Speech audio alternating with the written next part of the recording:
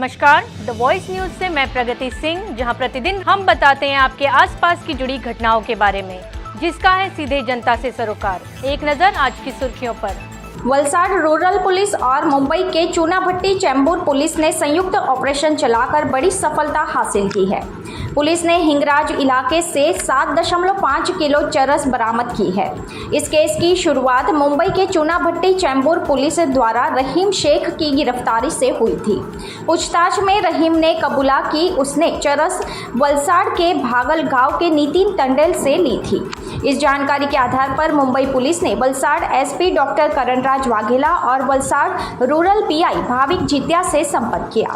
नितिन टंडेल की पूछताछ में खुलासा हुआ कि वह हिंगराज के मछुआरे राज टंडेल से चरस के पैकेट लेता था। पुलिस ने राज टंडेल के घर पर छापा मारा, जहां से 7.5 किलो अफगानी चरस मिली। पुलिस ने नितिन टंडेल को गिरफ्तार कर लिया है, जबकि राज टंडेल फरार है। जांच में यह भी सामने आया कि यह चरस पहले उदवाड़ा, भागल और तीथल समुद्र किनारे से मिले लावारिस चरस के जखीरे से जुड़ी हुई है।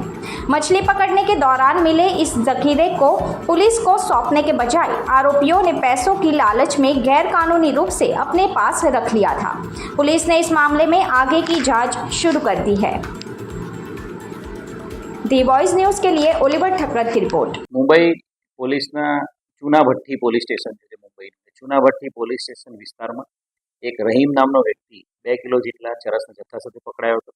એ અનુસંધાને 19મી એપ્રિલ 2025ના રોજ ત્યાં મુંબઈ ચૂનાભટ્ટી પોલીસ સ્ટેશનમાં ગુનો પણ દાખલ કરવામાં આવ્યો હતો।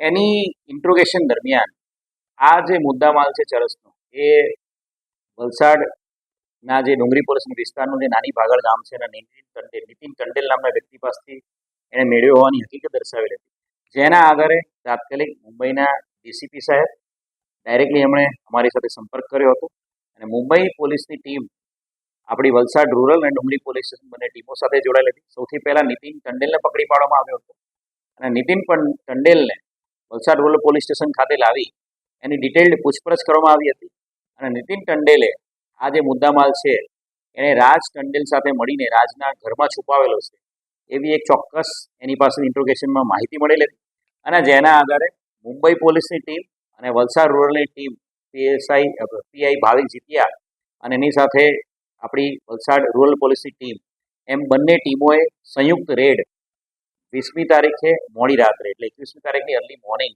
રાત્રે 2 થી સવારના 6 સુધી એક રેડનું આયોજન કર્યું અને રેડ દરમિયાન 8 કિલો જેટલો ચરસનો જથ્થો રાજ ટંડેલના ઘરેથી મળી આવ્યો છે।